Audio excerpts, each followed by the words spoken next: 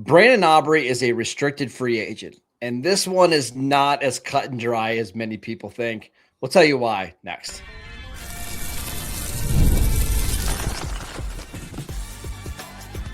You are Locked On Cowboys, your daily Dallas Cowboys podcast. Part of the Locked On Podcast Network, your team every day. Welcome back to the Locked On Cowboys podcast, part of the Locked On Podcast Network, your team every day. We'd like to thank you for making us the #1 sports podcast network. I am your host, Marcus Mosher. He is Landon McCool. And on today's show, we're discussing Brandon Aubrey, the Cowboys all-pro kicker, who is eligible for a contract extension. Now, he's a restricted free agent. Stephen Jones mentioned that they would like to get a deal done, but it doesn't sound like anything is close at all. Landon, what do you think is going to happen here? Because this is not as clean as I think many people expect it to be. I still would say that I think a deal gets done, but I also think that if they, Stephen Jones said that they've been working on this deal for like over a year and they still haven't kind of figured it out. So, I mean, there is a chance that we should at least have the conversation of what happens if this doesn't get done. Could we recklessly speculate why we don't think the deal's gotten done? Yeah, please. Why don't you lead? Because I think it's very similar to the Micah Parsons situation last year, where this is a contract that is going to reset the market. The highest paid kicker in the NFL right now is Harrison Butker, I believe $6.4 million per year. And Aubrey has been significantly better over the last 3 years. So I don't think this is just as simple as, okay, let's give him $500,000 more, deals done. I think Aubrey is going to want to completely reset the market, and I'm not sure how or what that number would even look like.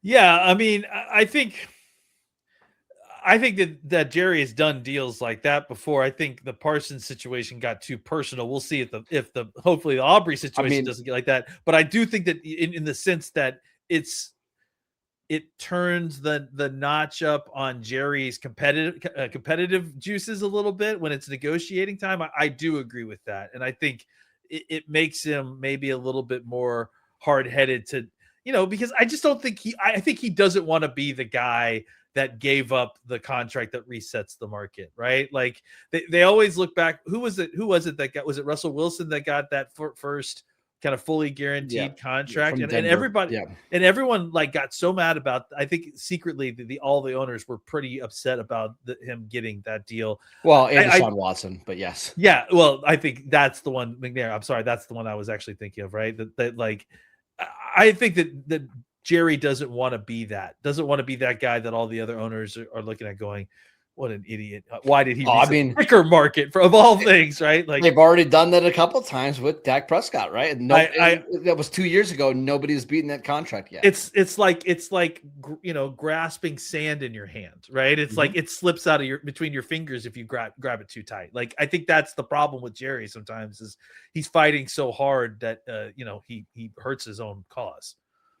Yeah, I mean, so this is going to be an interesting one. Do they let him play on the second round tender, which I think pays him like $5.8 million? I'm sure Brandon Aubrey, who has basically made the vet minimum the last couple of years, would like a big pay increase. He's been the third lowest paid kicker in the NFL each of the last 3 seasons, and it's time for him to get a payday. But I think the issue here, Landon, is how much do you pay the best kicker in the league? Because again, Butker's at 6.4. Is the best kicker in the league worth $7.5 million a year? Is it $9 million a year? Is it more than that? I honestly don't know. I don't either. And I think the other complicating factor here is one that you've brought up, several different times, and I think is a fair point. The Cowboys already have the most expensive offense in the NFL, and the price is going up. And now you add in a guy that could be making. I mean, look, if you re-sign him, we could be talking $7.5-8 million a year for a kicker. Maybe more. Think about it like this: I think his number last year was $800,000. If he gets, let's say, $9 million, he's making $8 million more than he made last year. That is a significant number. Not to say that he didn't deserve it, but when you've got guys that are getting big pay increases like Javonte Williams and George Pickens and Brandon Aubrey, and you have an historically bad defense, can you continue to invest this much money into offense? I know Brandon Aubrey plays special teams, but you get the point. I don't know. I honestly don't know. It honestly is enough to make you kind of have to go through these exercises a little bit and go, I mean, I don't ever want to have to do this, but like, what would it look like if instead of paying him, we moved on and we see all what we got for him? Because it's just the price is what it is, and you have needs everywhere else, especially on your defense. All right, let's talk about what could a Brandon Aubrey trade look like. We'll get to that next. This episode is brought to you by Home Chef. As the new year gets going, a lot of people are trying to simplify their routines, and dinner is always a big one. Between busy work days, cold winter nights, and packed schedules, having an easy and reliable dinner plan makes a huge difference, and that is where Home Chef comes in. Home Chef takes the stress out of cooking by delivering fresh, pre-portioned ingredients right to your door with easy-to-follow recipes that actually taste great. They're rated #1 by users of other meal kits for quality, convenience, value, taste, and recipe ease. And it's easy to see why. Meals come ready to fit your schedule, 30-minute recipes, oven-ready trays for quick lunches. And for a limited time only, Home Chef is offering our listeners 50% off your first box with free shipping and free dessert for life. Just go to homechef.com/lockdown. That's homechef.com/lockdown for 50% off your first box with free shipping and free dessert for life.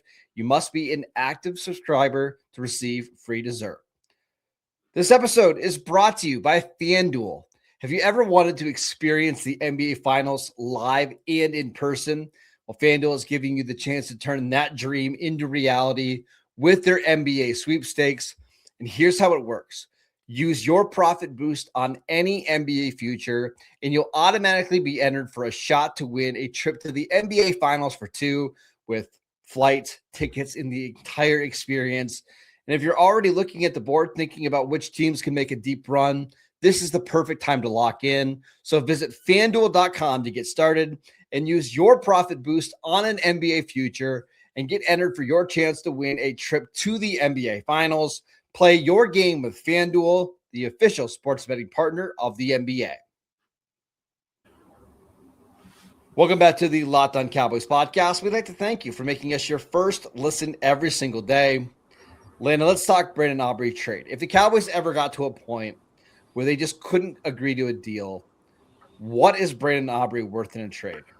First of all angry letters go to Marcus about this. I'm sure there's some upset fans, and I also will say that I do think that the deal gets done. But if it just seems like they've reached an impasse and they can't get past it, I do think you could probably get something for him in a trade, and I think that's where there might be some interest here because look, let's talk about some of the downside of a long-term deal, right? Like real quick.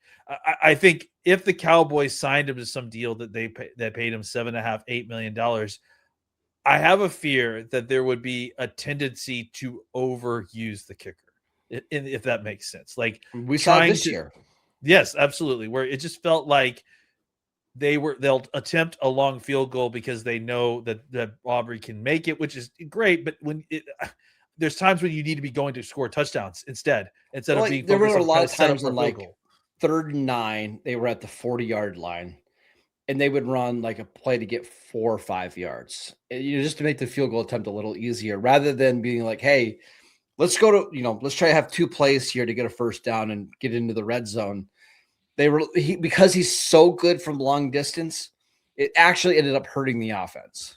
So that is something to keep in mind. So, and then on top of that as well, kickers are guaranteed to just break at some point. It's just what they all do. We've watched it happen. I mean, like how many times? I mean, if you've been around listening to the show long enough, we've been through at least 3 of these, where you have a guy that you feel like is coming in here is in a rhythm and is kicking really, really well. Maybe even at a historic rate. Yeah. I mean, Dan Bailey, whatever you like. Brett Maher. I think, Brett Maher, Nick Folk, early on at points. Like, I just like you watch it and and it's just inevitably going to happen at some point.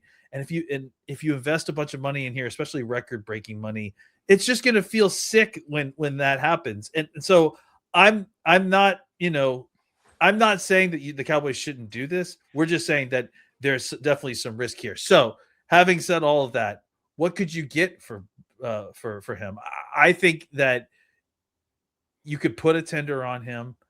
You could see if anyone kind of nibbles on it, and maybe just make it publicly, privately known that he could be available.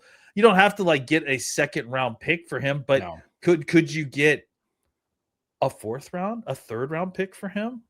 I think it's possible potentially.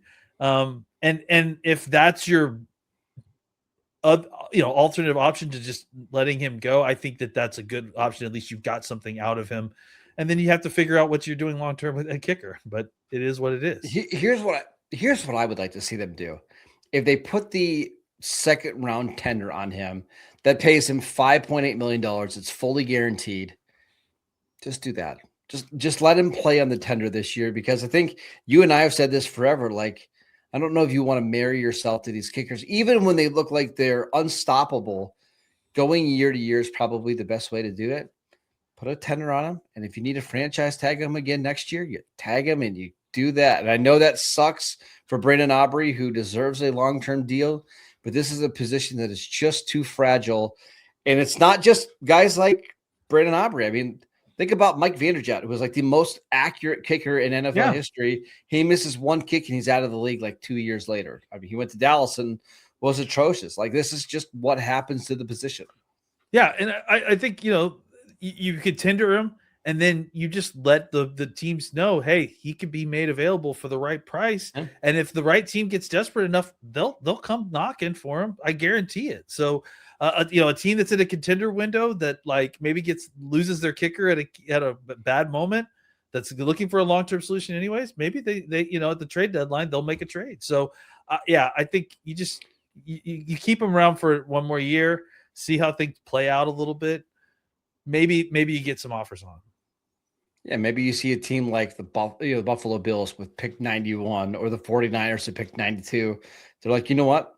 He's just going to be a better player than what we're going to get at that spot. Let's fill up, let's fix a weakness. Let's do it.